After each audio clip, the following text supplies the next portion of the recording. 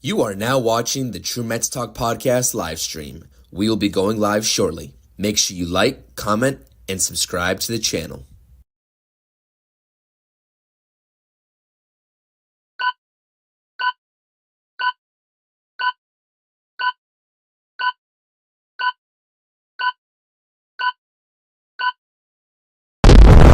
Shallow right field, stumbling start for Stewart. That's close to deep left field by Alvarez. He's homered in 4 straight games for the second time in he's homered in 4. What is up, New York Mets fans? It's your boy CP, and welcome back to the True Mets Talk podcast. I decided to do a out of the blue impromptu NLCS preview tonight. I had some extra time. I'm actually just got my new mic set up too, so hopefully that's working just fine. Please make sure you let me know in the comments if it's not. Am I sounding okay on your end? Hopefully I am. How are you all doing today? This is a little bit of a vibe check ahead of game 1 that is tomorrow between the Mets and now we know the opponent, the Los Angeles Dodgers. And obviously, if you were part of our live stream, our Mets off day talk live stream last night, we were kind of speculating who the Mets were going to, be facing in this upcoming matchup. But now we definitely do. And hopefully you all are having a great weekend as you all start kind of coming in. Again, hit the thumbs up. Drop the comments in the comment section, in the live chat section, and let's have a discussion because it's an exciting time to be a Mets fan right now. I'm thrilled. I'm pumped up right now. I really am. So I figured I'd take 30, maybe 35, if I'm feeling good, 40 minutes on this Saturday night to talk Mets baseball with you all. Please hit the thumbs up, subscribe to the channel if you're new.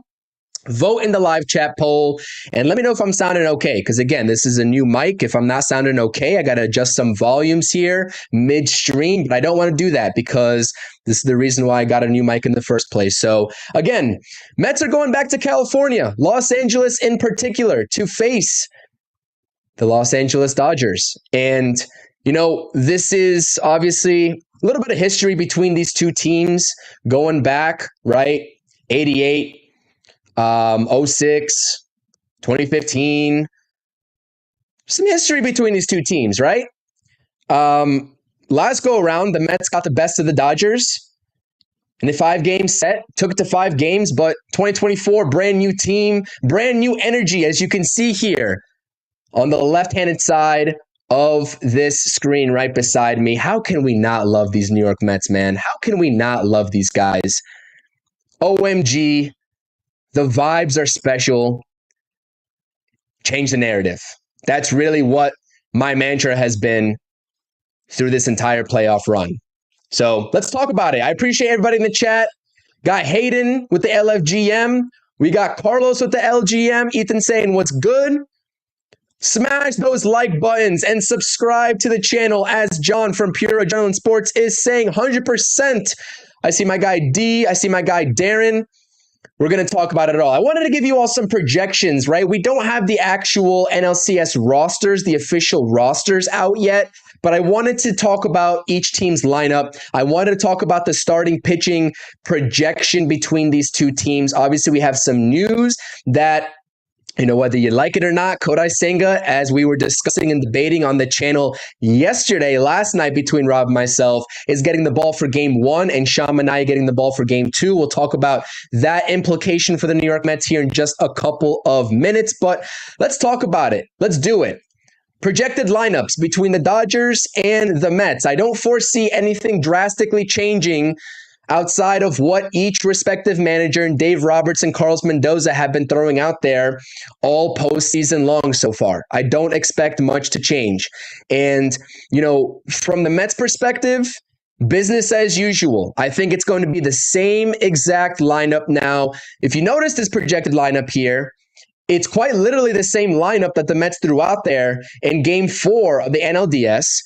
And you don't see Jeff McNeil. And obviously, I think we can all expect Jeff McNeil to be on this NLCS roster.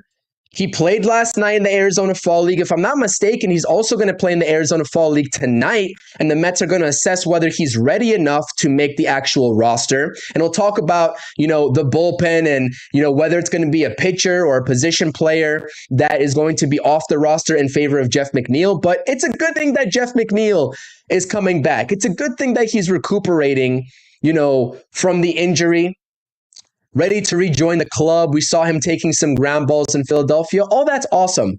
Would love for him to be back on the team, and I think that would be awesome for Carlos Mendoza in terms of just having that option off the bench.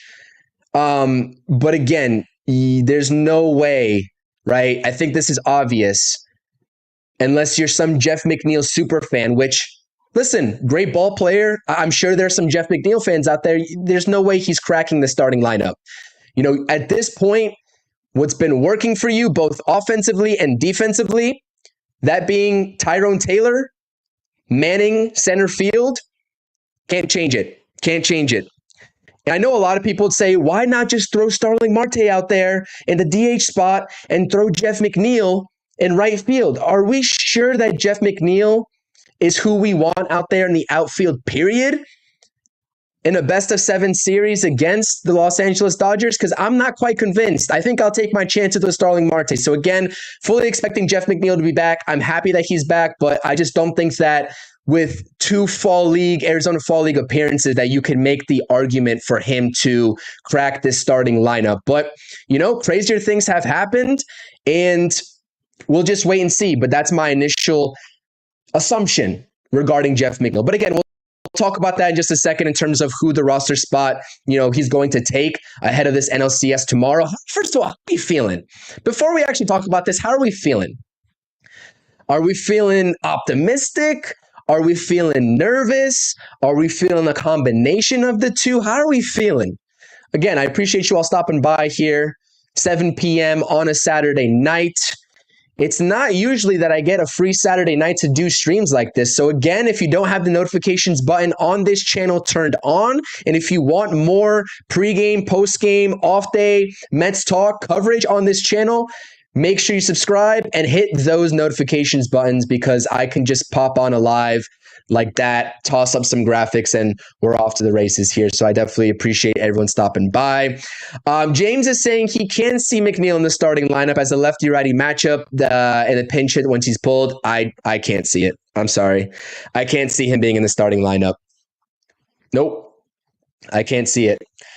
I understand that he's a lefty, and I understand that the 3 starting pitchers for the Los Angeles Dodgers, because they're desperate for starting pitching, right? They have 3 starters that are going to be making their roster. We just saw a bullpen game for them in game 4 of the NLDS. I don't care, right, what the matchup is. I can't see Jeff McNeil being prioritized over a guy presumably that you'd kick out of the lineup in Tyrone Taylor. There's just no way. I can't make that justification in my head. Again, we've seen crazier things. We've seen this team playing the matchups. Like Mendoza has done that, right? And I think he will play the matchups, but this is just a different scenario in terms of not seeing Jeff McNeil in a game situation outside of the Arizona Fall League at all, and expecting him to ramp up over the last 2 days and be ready to go come game 1 tomorrow. That's a lot to ask. And Mendoza did shock us with Senga, so I can understand, that line of thinking as well. But I think the situations are absolutely different. I just don't see, they use Kodai Senga as an opener. I just can't see it. I can't see it. Hit that thumbs up on the video for CP. I appreciate you, Carlos. Absolutely. MLB no doubt needs the Yanks in the World Series to have either Judge versus Ohtani or a Subway Series. I actually said this on my X account, who would the MLB prefer? What matchup would they prefer? The West Coast versus the East Coast, with the Dodgers and Yankees, right? And let's not, short circuit, or let's not overlook the Cleveland Guardians here, who just punched their ticket to the ALCS today with the win over the Detroit Tigers in Game 5. But I agree with you. There's no way that I can envision them making it over the New York Yankees. That would be a huge upset. Depressed Mr. Met is nervous. Let's see here. We got some more comments here. I definitely appreciate you all. Let's talk about McNeil. D wants to talk about McNeil. So yeah, that's my overall. And I do want to talk about this Dodgers lineup as well, because I think it's very important too, especially when you have such a star-studded lineup. I think that, again, you've heard myself and Rob talking about this Los Angeles Dodgers lineup. It's great. They got great names in it. It's a little top heavy naturally when you have the names of Ohtani, Betts, Freeman, and Teoscar Hernandez in your top 4. It doesn't really matter who you follow up with 5 through 9. You're automatically going to be considered top heavy, quote unquote. And I don't want to overlook Max Muncy, Will Smith, etc. But again, you have those top 4. You have to game plan for them, especially if you're New York Mets starting pitcher. And we'll get into the rotation outlook here again in just a second, because I know a lot of Mets fans are kind of shaking their heads with the Kodai Senga announcement. And again, it should come as no surprise. I don't know what everyone else was expecting. I think that the flip side of it was start Manaea in Game 1 and let Kodai Senga go Game 2. But I'll talk about that here in just a second. And a very happy Saturday to you, Daniel, as well. Appreciate you stopping by.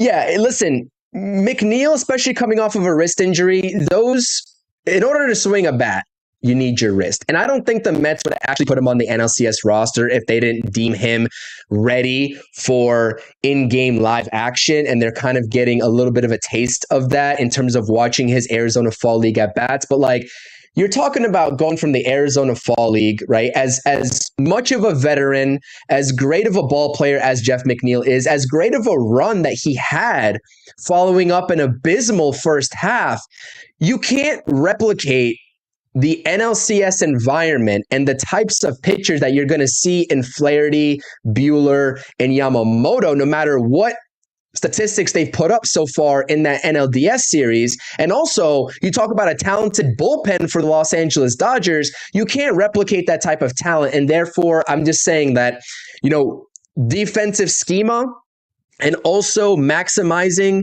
your lineup in having Tyrone Taylor still be a part of that lineup, I wouldn't expect Jeff McNeil to start. So let's talk about this Dodgers lineup, though, because it's kind of interesting. This lineup for the Dodgers, believe it or not, actually should have an impact, as we kind of teased on last night's live stream. Collective Conscious, I know he won the batting title. That means absolutely nothing in 2024. I saw that comment. I just had to address it. But this Dodgers lineup, the way that Dave Roberts manipulates this lineup has a very big impact on the roster spot that Jeff McNeil may or may not take. And you take a look at, and the reason why I say this is that as we were going over the differences of the Padres versus the Dodgers prior to knowing that we were going to see the Los Angeles Dodgers and before they won Game 5, the main thought here was that this lineup for the Dodgers is very much so left-handed heavy. But the thing that makes them tough to figure out, especially when you take into account the new MLB rules with the batters minimums, with your bullpen, the Mets don't really have many lefty arms. And this is obviously where the Brooks Raley injury hurts. And I know that we're way beyond that because that happened in the beginning of the season. I understand that. But, do you have enough trust in Danny Young to go out there and, first of all, keep him on the roster? And is he really an advantage to just have in the bullpen, knowing that you're going to have a bunch of lefties? For me, he hasn't played this entire playoffs, right? And again, I'm kind of getting ahead of myself because I do have a bullpen projection slide upcoming that we're going to talk about. But what makes it so difficult is that no matter who comes out of that bullpen, right, whether they're a lefty or a righty for the New York Mets, because different guys have different splits, success. And it's not always righty, right? It's not always lefty versus lefty. Like there's guys that are lefties that actually prefer to see lefties, and the numbers back that up. Right? Believe it or not, as much as these matchups are played and as much as these managers love these matchups, there's certain circumstances where there's other factors involved, and lefty might actually be an advantage for the hitter, right? But Dave Roberts loves to sandwich righties, and it's not really an uncommon, characteristic or an uncommon process for these managers to do so if they have the option with a bunch of these lefties. And Carlos Mendoza can't do it. There's one lefty in Carlos Mendoza's lineup that's not even an everyday player in Jesse Winker. So he doesn't even have the luxury of doing that. But Dave Roberts does. You see Shohei Ohtani, left-handed bat, followed up by Mookie Betts, a right-handed bat. Freddie Freeman, lefty, followed by the righty, Teoscar Hernandez. Max Muncy, lefty, followed by the righty, Will Smith. Kike Hernandez is a righty, and then Gavin Lux is a lefty. And then you have Tommy Edman, who's a switch hitter at the bottom of their lineup. So you see here, left, right, left, right, left, right. It doesn't really matter, if it's a lefty or righty coming out of the bullpen, you're still going to have to see, unless a pitcher gets injured, presumably a righty sandwiched in between the lefties that you're coming in for. So again, just something to note.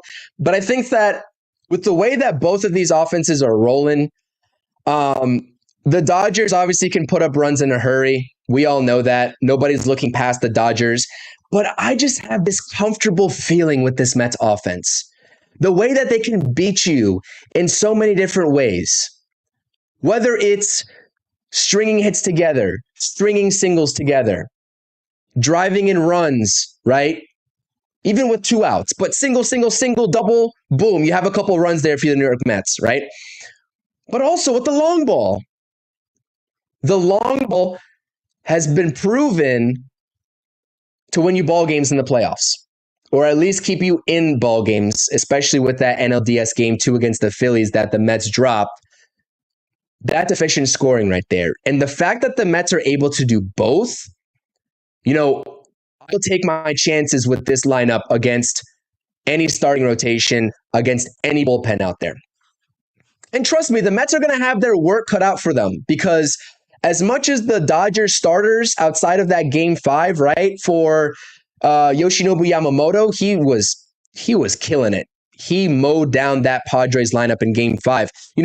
As much as they haven't had success, that Dodgers bullpen, is no joke. And we'll talk about them here in just a second. But let's actually talk about this starting rotation for both sides of the coin here too. Again, I'm going lineup, rotation, and then bullpen before we close things out. Again, this is nothing, I don't consider this rocket science. I'm just kind of getting you all familiar before the series starts in terms of the names on both the Dodgers. Obviously, you all are majority Mets fans. I see some Dodgers fans in the chat. Shout out to you all for stopping by. Again, we'll be live for the pre-games and post-games. So if any Dodgers fans want to actually subscribe, we'll be talking the series all series long. But you have the game 1 starters announced. Jack Flaherty versus Kodai Senga. And the common theme that I've seen on my X feed, the common theme that I've seen in the YouTube comments, etc., is why is Kodai Senga starting game 1? Why is Kodai Senga starting game 1?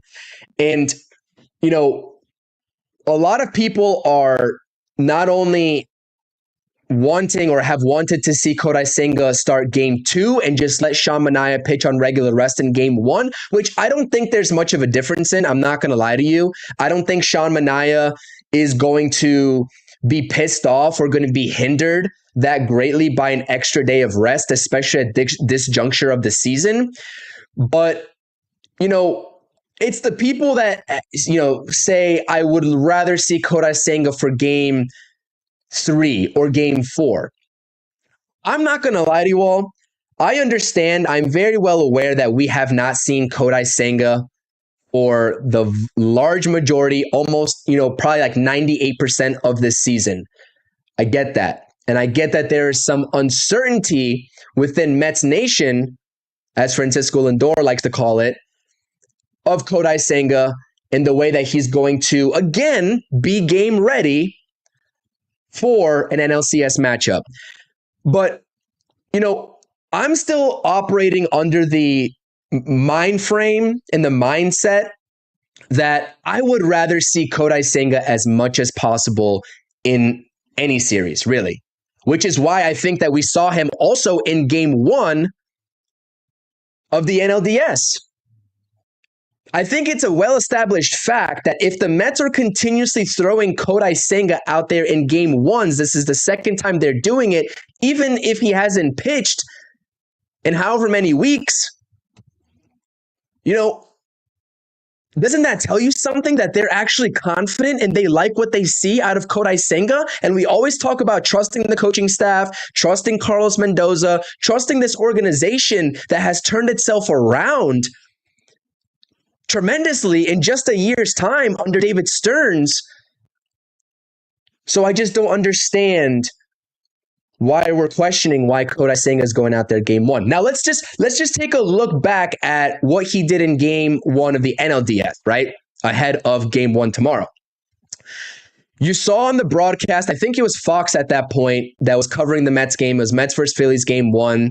Jeremy Hefner had a little bit of a cheat sheet, a notes that Kodai Senga needed to check in terms of the boxes that he wanted to see, Jeremy Hefner that is, from Kodai Senga. So a couple of those things were fastball, lively, 96, 97, he hit it, right? He was sitting 96, and that's conveniently what Kyle Schwarber decided to just hit an absolute bomb off of, right? A 96 mile per hour fastball right over the heart of the plate. But, 96, 97, and you're able to ramp up that immediately to that speed, that's pretty impressive. That's pretty impressive. That allows me to know that his arm is feeling lively and it's feeling fresh. But also, right, you take a look at the ghost fork. The movement on that thing is absolutely insane, and there seems to be no drop off of that, right? You talk about hitters figuring out pitchers, especially their best types of pitches, once they get acclimated to seeing them. Well, I think that also plays into the strength of Kodai Senga and the Mets, is that most of these hitters haven't seen Kodai Senga for the entire season. This will be the first time the Dodgers see Kodai Senga. That was the first time the Phillies saw Kodai Senga, this season at least. So again, familiarity of the pitch. But you talk about 31 pitches over 2 innings, right? He looked good. 3 strikeouts. He was getting the swing and miss on that ghost fork. He was setting opposing hitters up with the fastball. He made one mistake location-wise to Kyle Schwarber, and everybody lost their cool. They lost it. Game was over at that point, right? Clearly it wasn't. So, I think that the expectations definitely still have to be tempered in terms of how much of Kodai Senga we're going to see. And I think that's what people are most frustrated about. Like, why are we throwing this guy if he can only give us 3 or 4 innings? And that was the same argument of, let's not have him as an opener. Let's just save him until he's actually ready, back when he threw in the NLDS. But you know that David Peterson is going to be paired with him. That's a given. I would expect the same process, right, that Mendoza implemented against the Phillies to be implemented against the Dodgers tomorrow. But again, whether it's Manaea or Senga in game 1 or 2, whatever order you want to flip-flop that in, the fact that they're both available for potential games 5 and 6, if it should be necessary, should make all Mets fans automatically feel good. Automatically. That's what it is. And yes, Sean Manaea could have gone on regular rest tomorrow. I understand that. And I see Jesse's in the chat here saying, go Dodgers. Dodgers in 6. That's okay. Dodgers in 6, according to Jesse. I appreciate the banter. Again, if you're a Dodgers fan, always welcome in the chat. We welcome all fans. We talk mainly Mets here, but we will be covering the series. But again, I don't think it really matters the order, but I would not want to see Kodai Senga in a game 3 or 4 because that takes him out of contention in pitching a game 6 or a game 7, presumably, right? He can go on short rest. We know that. Would you push that envelope with his injury history? I don't know. But I really think that the Mets are confident. And if they weren't confident in Kodai Senga, he wouldn't be pitching in game 1. And it doesn't really matter because you have both of these guys in a potential game 5 and a game 6. You're going to have David Peterson in there as insurance. So I never understood the pushback on Kodai Senga not starting game 1. He was going to start game 5. Were you expecting anybody different in game 5? My question to the Mets fans that don't want to see Kodai Senga in game 1, were you expecting the Mets to pitch anybody different in an elimination game should the NLDS have went back to Philadelphia? It was going to be Kodai Senga, whether you liked it or not. So, anyways, the asterisks behind each name are essentially the projected starting pitchers. Again, the Dodgers have, I don't know what the Dodgers are going to do, to be honest with you, in terms of the starting pitching category. I would assume that on regular rest, you're going to have Jack Flaherty, obviously, for game 1, but then Walker Buehler is going to be available for game 2, and Yamamoto, who pitched last night for them, is going to be ready to go by game 3 because that's regular rest for him, but they're going to have to open up with an opener in game 4 because Jack Flaherty is not going to be ready until game 5, just like Kodai Senga. So, again, advantage Mets, I guess, in this category. Yamamoto, if I'm not mistaken, didn't really look great in game 1 of the NLDS. Walker Buehler didn't look great. Jack Flaherty didn't look great. This Mets offense, there's a lot of runs to be had against those 3 guys. Now, I will say, the Dodgers bullpen is absolutely no joke. And we saw why, because they just held the Padres to 24 scoreless innings, and that's not an easy feat to accomplish. It's not. So that's kind of where my worry lies. But again, everyone said it with the Phillies bullpen going into the NLDS, how great of a bullpen they were. Hoffman, Strom, Estevez. They had nothing on the Mets offense. They had nothing. So we'll see what happens. This is going to be an electric series. So again, I would expect Jose Quintana and Luis Severino respectively to get games 4 and 3 or reverse order. I don't know why I read that from bottom to top. Luis Severino and Jose Quintana to get games 3 and 4 at Citi Field. Severino's start would presumably be against Yoshinobu Yamamoto. That's an interesting storyline right there within itself with the whole controversy of Yamamoto and who is he going to go to between the Mets, Dodgers, and Yankees. Obviously, we know that he chose to go with Ohtani and the Dodgers. So be it. Go out there and beat him. That's what I say. Go out there and beat him. But, I'm really curious in terms of, and if there's any Dodgers fans in the chat, I would appreciate you to answer this. Who would you all think is going to be the opener in game 4? Because I'm assuming that's going to be an opener game for them. I'm assuming they're only going to carry 3 starting pitchers, unlike the Mets. And if you go to a game 5, again, you'll have Kodai Senga available. If you go to a game 6, it's going to be Sean Manaea. And if there's a game 7, which there very well could be, I think this is going to be a very tight series, either 6 or 7, you'll have Luis Severino for a game 7. But I'd appreciate the Mets to end it in 6 at Citi Field. Because again, I think 100% at 6 or 7, end it in 6. Don't go back to LA. And if you end it in 6, you end it with Sean Manaea. So, yes, game 4 is going to be a bullpen game. I'm curious in terms of, I haven't watched much Dodgers baseball, right, this season. Is there a specific bullpen arm, and we'll talk about that here in just a second. Let me just pull up the slide. Is there a specific bullpen arm that the Dodgers gravitate to in opener games? I'm very curious. Now, again, you see the asterisks here in both columns. Danny Young and Adam Ottavino for obvious reasons, going back to the Jeff McNeil discussion. And Alex Vesia, who actually just got injured. I don't know what the status update on him is. I think that according to reports, he had an MRI done today. I think he felt some cramping, which is what took him out of the ball game yesterday in the 8th inning. I think he pitched a scoreless 7th.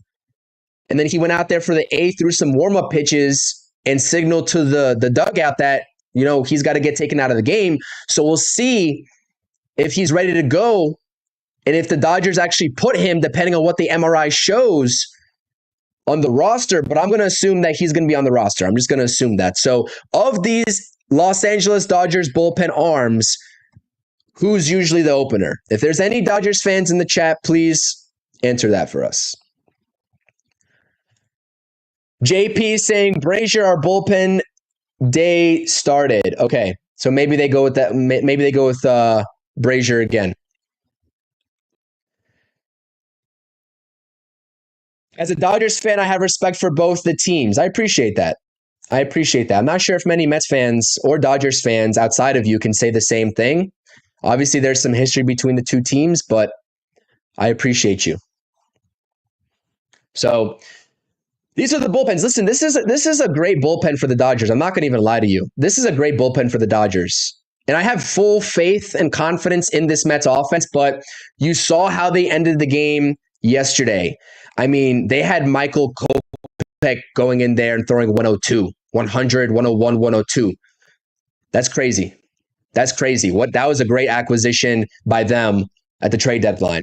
And then obviously Blake Trinan has been a staple of that bullpen for many years now. So again, the Mets bullpen showed you why they also can be considered elite. And yes, I'm going to go that far, as I mentioned 2 months ago after the trade deadline, when I called the Mets bullpen elite and I got a lot of pushback amongst Mets fans in my stream. I think that what you saw against the Phillies outside of NLDS Game 2, they held their own. Now, knowing that this is a best-of-7 series instead of best-of-5, what concerns me is not having an extra arm just in case you need it on the roster, which is why I'm not quite sure. I'm not 100% sure. That's the best word to use there. I'm not 100% sure in terms of the latest reports saying that the Mets are going to carry one more position player and drop a pitcher. Now, obviously, Adam Ottavino hasn't appeared in these playoffs so far. The last time he's pitched was both doubleheader games in Atlanta to end the season. Danny Young hasn't pitched in, I believe, since Milwaukee in that regular season matchup in Milwaukee before that doubleheader. So both of those guys that have stars next to their name in the Mets column, the Mets don't really have much trust in. So it would make sense as to why they keep a position player on. But again, a 7-game series, a best-of-7 series, if it goes the distance, is unpredictable. Is very unpredictable. Very unpredictable. My guy John saying Dodgers just had their World Series by beating Padres. So yeah, listen, I mean, obviously I think David Peterson and Tyler McGill are going to be the long man out. There might be a scenario in which David Peterson actually is called upon to start a game. Based off of this projection here on this slide, I don't think that's likely, but there is a scenario in which they switch things up. Carlos Mendoza switches things up, and he goes with David Peterson as a starter, and then maybe has somebody else piggyback off of him. Again, I don't foresee it, but unpredictability of a best-of-7 series, I'm confident in this bullpen.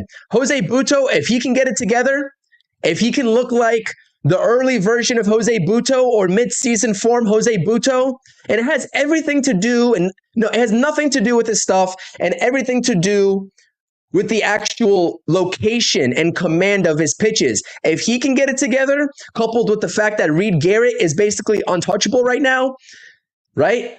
And you can leverage those two guys, because I have, again, still my worries with Phil Maton. I get there's a few guys that I worry about on this team on a day-to-day basis, even given their successes. And Phil Maton is definitely one of them. He's looked a little bit shaky, more shaky, than I would like him to be looking in crucial situations up until this point. I'm not sure if Mendoza is going to make the adjustment in terms of giving him lower leverage situations. I don't know if he can even afford to do that. With talking about shortening the bullpen now.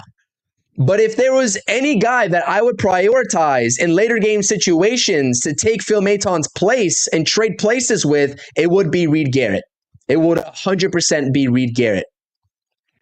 But again, you need to navigate through those 5th, 6th, and 7th innings in order to get to your Stanek, in order to get to an Edwin Diaz. So it's going to be interesting. But just on paper, we don't have the official NLCS rosters. So I'm just kind of going based off of assumptions here and what we saw in the NLDS from each respective team. Again, we can be thrown in for a loop and, something crazy happens, both from the Mets and the Dodgers perspective, whether it's with Jeff McNeil coming back or whether it's with, the Vezina injury. I mean, stuff happens. It's the playoffs. There's a taxi squad for a reason. So I'm very curious. I'm excited for this season, man. I think that all things considered, Mets fans should be confident. And I'm not going to throw a prediction out there in terms of, Mets in 6 or Mets in 5 or Dodgers in 7. I'm not going to throw any predictions out there. Predictions on this channel, whether it's myself or Rob, never go well. They never go well.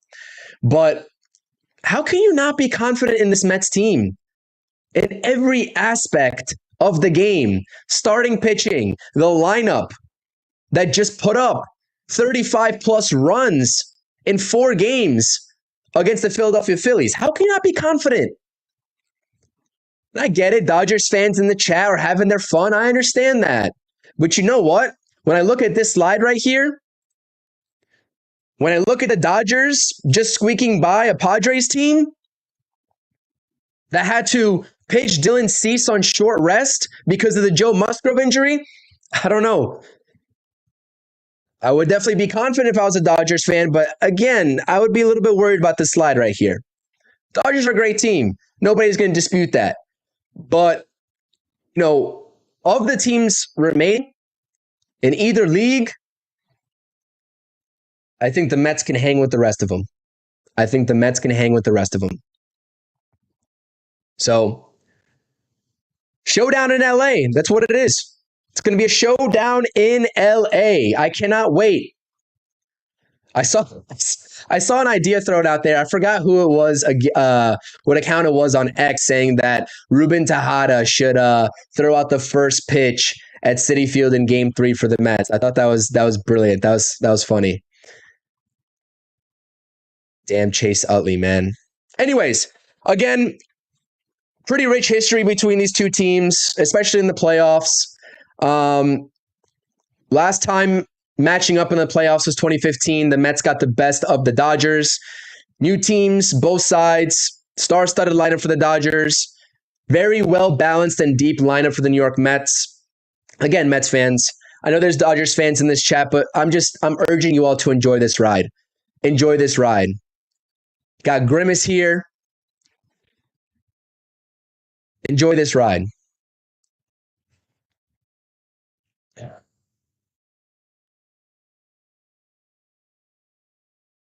All right, that's enough for the Dodgers trolls.